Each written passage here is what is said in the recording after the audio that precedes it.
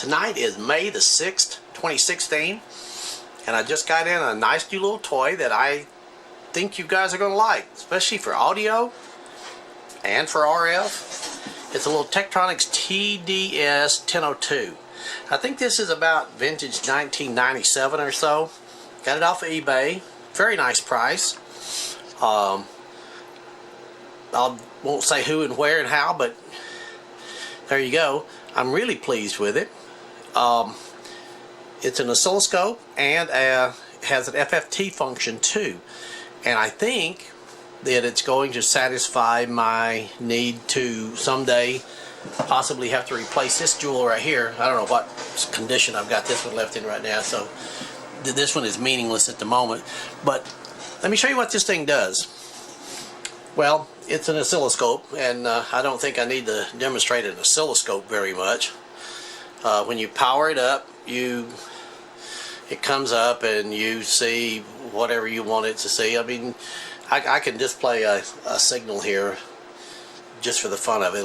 Let me do that. I will show you some of its function. Let me hook just maybe a 50-60 megahertz signal into it. Okay, well actually I put an audio signal into it. This one right here is running right now at, let's see, that's times 100. So that's a 1 kilohertz signal. Just plug it up, and then I haven't tried to adjust anything, and press the auto setup, and voila, there it is. And of course you can amplify it or turn it down. Has a lot of nice little functions as an oscilloscope. Tells you right there what the peak-to-peak voltage is, 70.4. The period is 988 microseconds. RMS voltage is 24.7. The frequency is 1.01 kilohertz. How about that? So it's got everything for you. Then you can press this and just get exactly one cycle if you want to look at one cycle. Another nice thing that it's got is the horizontal here. It almost is like a delayed sweep, where you can scroll through.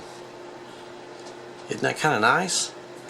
You know, on the fancy oscilloscopes of yesteryear, you had to put it in delayed sweep B. I believe you can do it here too. Yeah. So that's kind of nice. Well, that's the beginning. So that's nice. Yeah, it's got some real nice functions as an oscilloscope. But I think the thing that interests me the most is it's got an FFT function. The FFT function gives you puts the oscilloscope into a frequency domain, makes it a frequency domain instrument. As an oscilloscope, it's a time domain instrument. You know, this is time and amplitude. As a frequency domain instrument, this is frequency and amplitude. So we go to FFT, and now we have a spectral view of our 1 kilohertz signal. See right here, it's 1.2 kilohertz per division, and we got, see, it's just shy of 1 division, so it's 1 kilohertz. It tells you right there it's 1.012 kilohertz. Just really kind of nice. It's 60 megahertz, but with the FFT function it goes quite a bit higher than that. And it goes very, very low. Okay, that is a kilohertz. Let's go down to 100 hertz. Yeah, let's see, we'll push this guy right here. That's 10 times 10, which is 100. And there we see our 100 hertz signal. We have to slow it down. And of course, when you start looking at really low frequency signals, it takes a while to sweep, but there it is. See, 25 hertz per division, 25, 57, there's 100 hertz. 125, 150, 175, 200, there's its second harmonic right there. Just a tiny bit. And I don't have it hooked into the whole thing. I should probably do that so you can see what the THD is. Let me hook that up. Okay, same signal. Nothing really changed except I've got the output of the oscillator here. I do have it into the 600 ohm terminator. That does lower the harmonic profile just a little bit and going into my little distribution box so we can monitor everything. We have a THD of 0.0020. That's 20 parts per million, because that's in percent. And we are able to see, apparently, the second harmonic out there. I'm pretty amazed with distortion that low. Let's see, what else was I going to point out here? I don't remember. Well, there it is in audio, and let's go down to 10 hertz. See, there's our frequency, 102. If I go down to 10 hertz right here, put that on 1, it'll come up here in a second. Gotta get everything cranking here. 11 hertz, there it is, 10. So our frequency is 10. Okay, and then we slow this thing down to, see, 5 hertz per division. Now it's going to take it a second to do all this sampling and display the, to give us a display. But you'll see here in a second. 5 hertz per division. We should have our main pulse right there. I know this, like, there it is. See there? How about that? That's actually a whole lot easier to use than that HP.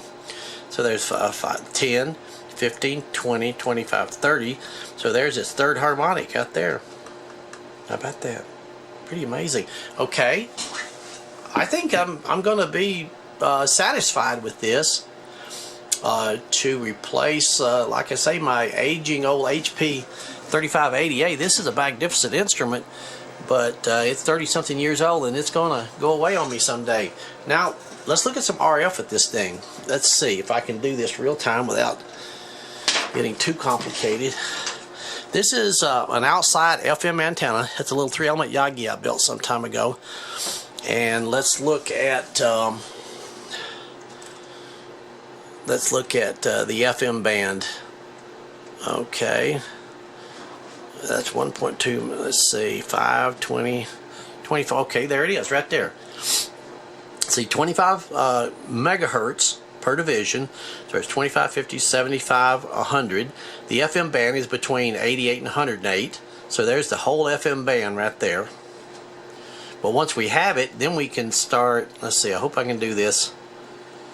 Undo, darn, math function. Yeah, there we go. Well, I've got to go back out now. 25 megahertz per division.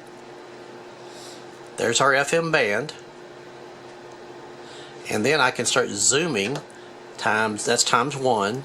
There's times 2, 5, and 10. And then again, I use this horizontal to slide sideways, because I've got that whole display out there. And I can slide it over there, and there's my FM band right there. I'm doing the flat top. I don't like a flat top. Let's do the one called Hanning. There's rectangular. There's Hanning right there. Let's get this thing. And then if you just want to freeze it, you stop. Oops, that's not what I wanted to do. No, darn, I didn't do a stop. I did an auto check. Okay, let's see if I can get back in here pretty quick. That's sorry for the fumbling, but let's go back. There's our 25 megahertz again, times 1. Let's go to Hanning, and then let's go to let's magnify this out to 10 again. Move back over there, and then don't press auto setup, but press run stop. And when I press stop right here, it freezes it, and got a nice display, huh? So this is between 88 and 108 megahertz. This is our strongest station. You can put a marker into it if you want to. I was doing that a while ago.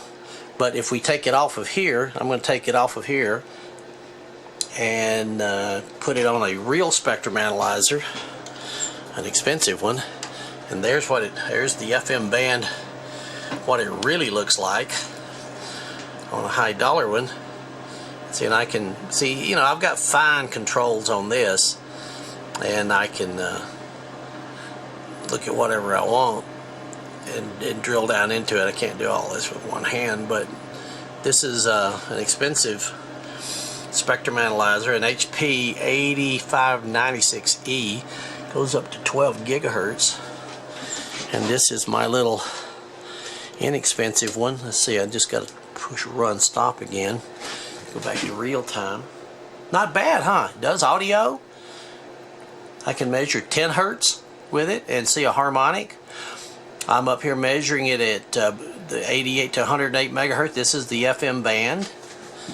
I think it's pretty cool.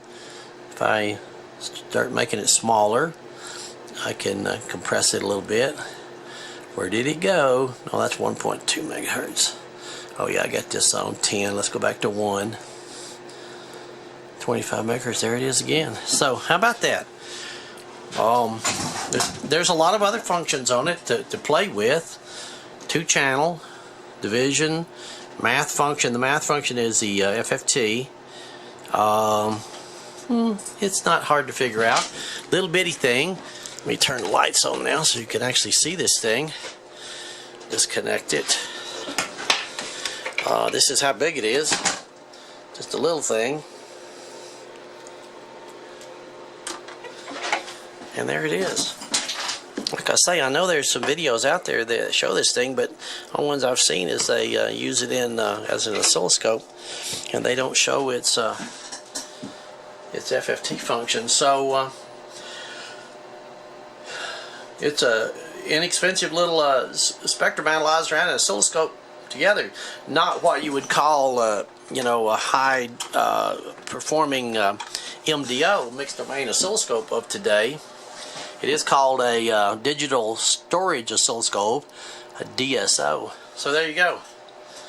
Maybe you can pick yourself up one of these on eBay for not too much. The colored versions of them are quite a bit more expensive, but this one I actually only paid $239 for it. Plus, I think $11 or $12 shipping. Now I'm going to actually tell you, I have bought a number of instruments from a seller called Chips XS, CHIPXS. They're actually Tektronix out of Oregon, and this is their old stuff. I guess they've had around, they used in their own benches or something. This oscilloscope right here came from them, and I got it at a good price, and I got a 485 that's just an absolute beauty. These are the ones that they used, and I guess, you know, they're selling them all off. I think they've sold most of them off. But anyway, I'm not advertising for them. I'm not affiliated with them in any way. But I've been really pleased with some of the instruments I've gotten from them. Well, all the instruments I've gotten from them. So there you go. Hope this helps. I hope it inspires you to take a look at some of these little guys. And not only do you get an oscilloscope, but you got yourself a spectrum analyzer too. And it looks like it does audio quite nicely.